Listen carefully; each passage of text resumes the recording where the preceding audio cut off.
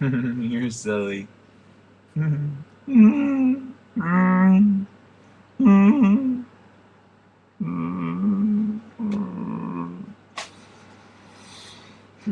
Anyways, it is nighttime where you are at.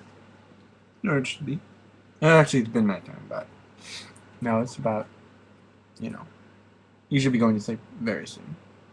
So, let's put you to sleep, okay? Good night, baby. I love you. Sweet dreams.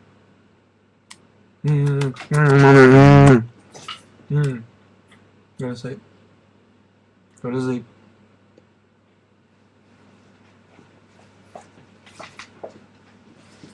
May 17, 1992. Dear friend, it seems like every morning since that first night, I wake up dull and my head hurts and I can't breathe. Patrick and I have been spending a lot of time together. We drink a lot. Actually, it's more like Patrick drinks and I sip. It's just hard to see a friend hurt this much, especially when you can't do anything except be there. I want to just stop making him hurt, but I can't. So I just follow him around whenever he wants to show me his world. One night, Patrick took me to this park where men go to find each other. Patrick told me that if I didn't want to be bothered by anyone, then I should not make eye contact. He said that eye contact is how you agree to fool around anonymously. Nobody talks. They just find places to go. After a while, Patrick saw someone he liked. He asked me if I needed any cigarettes, and when I said no, he patted my shoulder and walked away with his boy. I just sat on this bench and looking around. All I saw were the shadows of people. Some on the ground, some by a tree, some just walking. It was so quiet. After a few minutes, I lit a cigarette, and I heard somebody whisper, "You got an extra cigarette?" the voice asked. I turned around and saw a man in shadow. "Sure," I said. I had reached out to hand the man a cigarette. He took it. "You got a light?" he said. "Sure," I said, and I struck a match for him. Instead of just leaning down and lighting the cigarette, he reached up to make a cup around the match with our hands, which is something we all do when it's windy. But it wasn't windy. I think he just wanted to touch my hands because he was lighting the cigarette. He did it for a lot longer longer than necessary. Maybe he wanted me to see his face over the glow of the match, to see how handsome he was. I don't know. He did look familiar, but I couldn't figure out from where. He blew out the match. "Thanks," I exhaled. "No problem," I said. "Mind if I sit down?" "Not really." He sat down and said a few things, and it was his voice. I recognized his voice. So I lit another cigarette and looked at his face again and thought hard. And that's when I figured it out. It was the guy who does the sports on the news. "Nice night," he said. I couldn't believe it. I guess I managed to nod because he kept talking about sports. He kept talking about how the designated hitter in baseball was bad, and why basketball was a commercial success, and what teams looked promising in college football. He even mentioned my brother's name. I swear. All I said was, "So what's it like? So what's it like being on television?" It must have been the wrong thing to say because he just got up and walked away. It was too bad because I wanted to ask him if he thought my brother would make it to the pros. Another night, Patrick took me to this place where they sell poppers, which is this drug you inhale. They don't have poppers, but the guy behind the counter said that he had something that was just as good. So Patrick bought that. It was in this aerosol can. We both took a sniff of it, and I swear we both thought we were going to die of a heart attack. All in all, I think Patrick took me to about every place there is to go that I wouldn't have known about otherwise. There was this karaoke bar on one of the main streets in the city, and there was this dance club, and this one bathroom and this one gym. All these places. Sometimes Patrick would pick up guys. Other times he wouldn't. He said it was hard being safe. And you never know. The nights he would pick up someone always made him sad. It's hard too because Patrick began every night really excited. He always said he felt free, and tonight was his destiny, and things like that. But by the end of the night, he just looked sad. Sometimes he would talk about Brad. Sometimes he wouldn't. But after a while, the whole thing just wasn't interesting anymore. and he ran out of things to keep himself numb. So tonight, he dropped me off at home. It was the night we went back to the park where we men meet, and the night he saw Brad there with some guy. Brad was too into what he was doing to notice us. Patrick didn't say anything. He didn't do anything.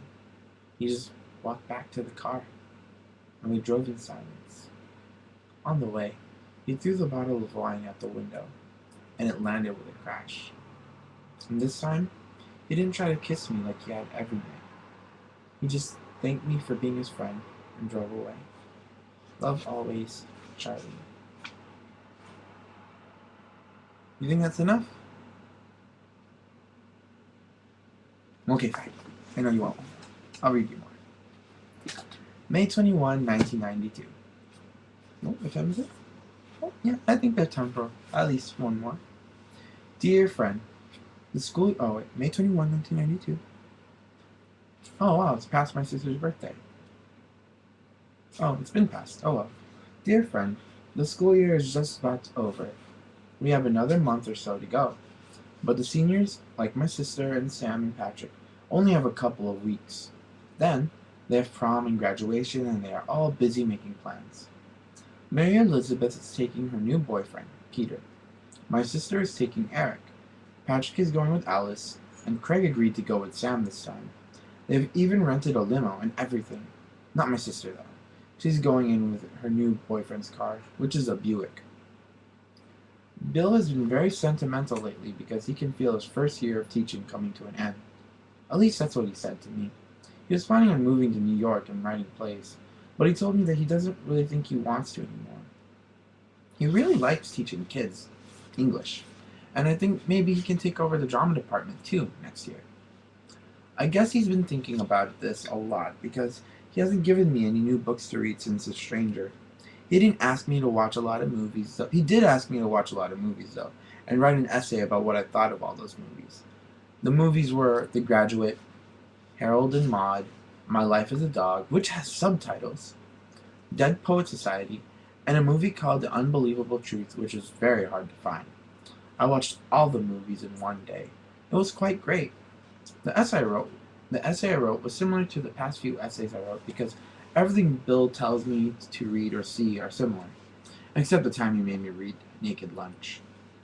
Incidentally, he told me he had given me that book because he had just broken up with his girlfriend and was feeling philosophical. I guess that's why he was sad that afternoon when we talked about On the Road. He apologized for letting his personal life affect his teaching, and I accepted because I didn't know what else to do. It's strange to think that your teachers are as being people, even when they're Bill. I guess he has since made up with his girlfriend. They're living together now. At least that's what he said. That's what he said. So in school, Bill gave me my final book to read for the year. It's called The Fountainhead, and it's very long. When he gave me the book, Bill said, "Be skeptical about this one.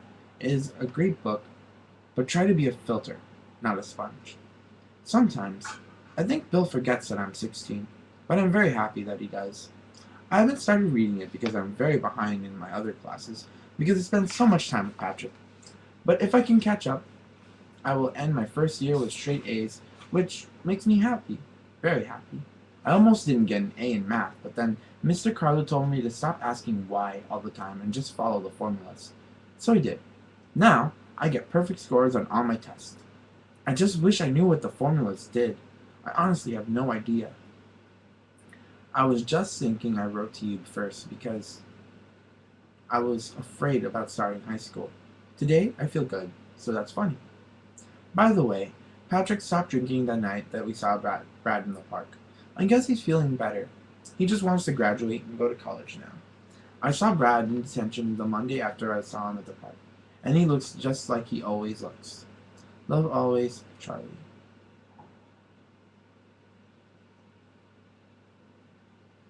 One more? No more. Okay, fine. One more, okay? One more. Then you have to go to sleep. I'm going to stop watching you. Go to sleep. You know you're watching me right now. You're not actually going to sleep, so you need to go to sleep. I love you. You're silly. You're so silly. One last one, okay? I'm gonna be late for work if I don't. So, you better. May 27, 1992. Dear friend, I have been reading The Fountainhead for the past few days, and it's an excellent book. I read on the back cover that the author was born in Russia and came to America when she was young. She barely spoke English, but she wanted to be a great writer. I thought that was very admirable, so I sat down and tried to write a story. Ian MacArthur is a wonderful, sweet fellow who wears glasses and peers out of them with delight. That was the first sentence. The problem was that I just couldn't think of the next one. After cleaning my room 3 times, I decided to leave Ian for a little while because I was starting to get mad at him. I've had a lot of time to write and read and think about things this past week because everyone is busy with prom and graduations and schedules. Next Friday is their last day of school, and then prom is on Tuesday, which I thought was strange because I thought could be on a weekend. But Sam told me that every school can't have their prom on the same night, or else there wouldn't be enough tuxedos and restaurants to go around. I said it felt very well planned. And then Sunday is our graduation, and it all feels very exciting. I wish it were happening to me. I wonder what it will be like when I leave this place. The fact that I will have to have a roommate and buy shampoo. I thought how great it would be to go to my senior prom 3 years from now with Sam. I hope it's on a Friday, and I hope I will be valedictorian at graduation. I wonder what my speech will be, and if Bill will help me out with it if he didn't go to New York and write plays, or maybe he would even if he was in New York writing plays. I think that would be especially nice of him. I don't know. The Fountainhead is a very good book. I hope I am being a filter. Love always, Charlie. And that's your last one for the night. Now, you can get some sleep, and I'll talk to you later, okay? I love you so much. Mwah. Sweet dreams. I love you. I love you so much. Don't stay up and wait, okay? I will call you. Okay? I'm not going to call you exactly when I'm done, so that I can record and not be distracted and then either hurt your feelings or get you mad. I'm going to call you when I'm like a little bit after I've gone, a ways into recording so that I can just do light recording and stuff, okay? But anyways, I love you. I love you so much.